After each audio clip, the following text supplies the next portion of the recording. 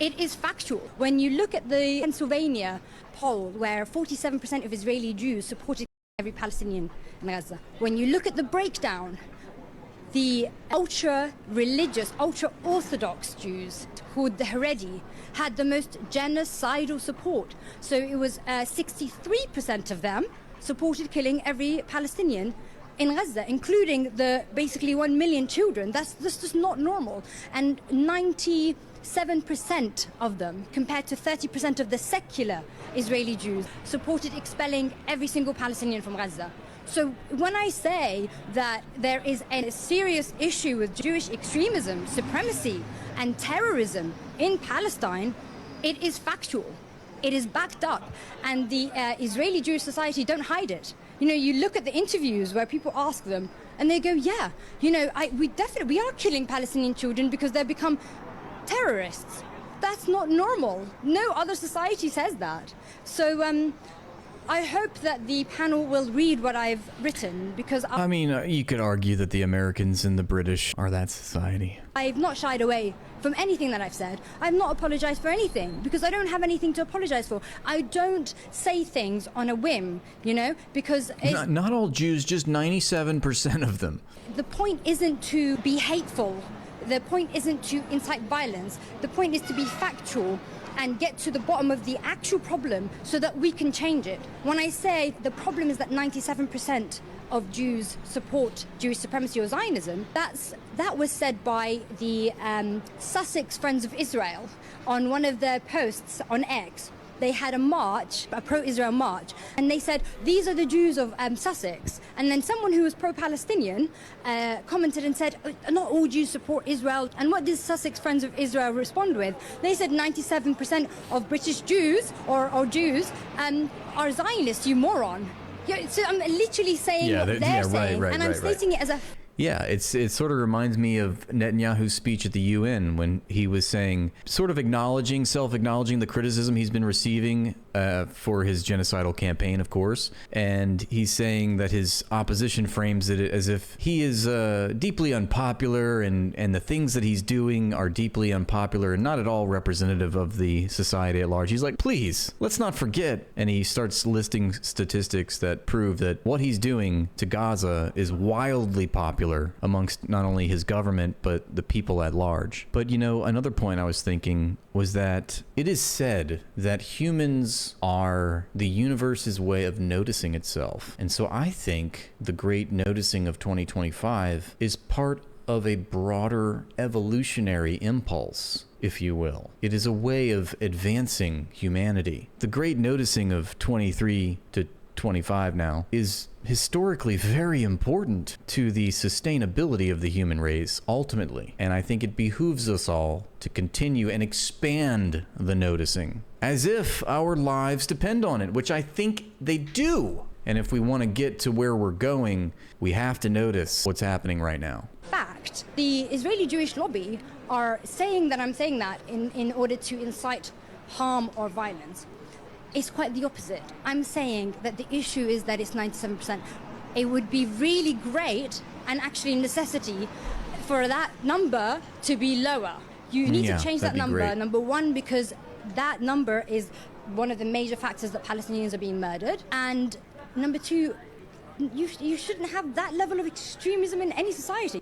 I completely agree with her. I think that there's other statistics that are more important. And those statistics depict the huge disparity of the organization of our economy. Because I think without that, culturally, Zionism doesn't stand a chance, and neither does the carrying out of this genocidal act. We could also say, on top of that, that while it's true, Zionism is popular among the Jews, and yet it's also, materially speaking, largely a Christian movement, if we're going to denote it and identify it by its religious component. The people that promote, carry out, implement the policies of Zionism are mostly Christians. But I think in my education, I've learned that it's more important to identify people based on their position in the economy than their religious affiliation. And any attempts to make this and frame this political conflict, material conflict, along religious lines is ultimately a mystification. Ultimately, that is a cultural distraction from what belies the truth, the fundamental base of why this is happening. And we live in a world that loves to position culture as if it is the base of all society. So I have to react in that. I think everyone is mad,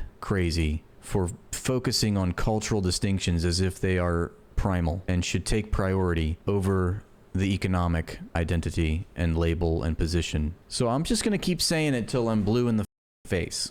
So you do need to deal with this extremism.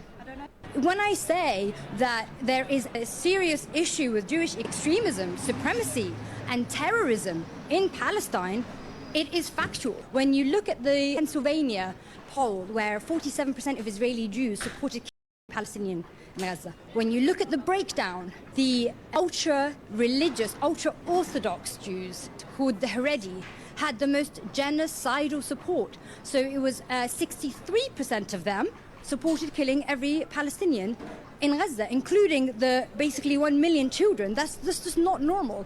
And 97% of them, compared to 30% of the secular Israeli Jews, supported expelling every single Palestinian from Gaza. So when I say that there is a serious issue with Jewish extremism, supremacy, and terrorism in Palestine, it is factual. It is backed. Like, do we hate Bill Ackman because he's Jewish, or do we hate Bill Ackman because he's a billionaire that can materially affect our lives by leveraging institutions against us? Is it also true that a Jewish supremacist billionaire such as Bill Ackman loves to promote and associate himself with other Jewish supremacists that share a common ideological belief? Yes, that's also true. But the problem essentially is that they hoard political and economic power over other people. You know, Scientologists think that they're supreme beings. There's other social groups that spout supremacist talking points, but they're not conducting a genocide, and people are allowed to think and believe in certain things, sure, but acting upon them is a whole different story. And there it takes on a whole new identity when you can actually implement what amounts to the same policies that ethnic supremacist groups did before you, which is settler colonialism, resource extraction, imperial finance capitalism, privatization of indigenous resources, IMF structural adjustment loans. That's a different thing than just being Jewish or Christian or Muslim or a Scientologist. Two things can be true at the same time, absolutely 1000%. And while I do stress the importance and primacy that I think we should all take as a starting point in understanding and decoding the many manifested phenomena that should occur spontaneously in our lifetimes, I also recognize that the superstructure influences the base as well, and they reinforce and entrench each other. Sure. No doubt about it. No doubt about that whatsoever. I've said this example before because it was said to me in a book called How Europe Underdeveloped Africa by Walter Rodney, where he talks about this materialist Marxist analysis that we're going through, about the contradiction between the economic base and the social, political, cultural superstructure, which includes religion. And he says, ultimately, the economy is what gives life to a society. It gives life to religious organizations, political organizations,